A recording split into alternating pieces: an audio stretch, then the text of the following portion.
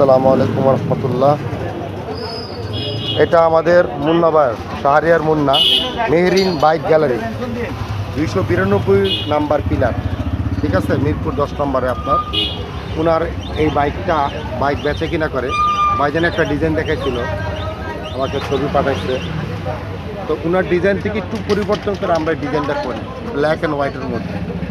গাড়ি ছিল মূলত রেড কালার, একটু মিক্স কালার ছিল, আর এটার ভিতরে আমরা হোয়াইট অ্যান্ড ব্ল্যাক, ঠিক আছে।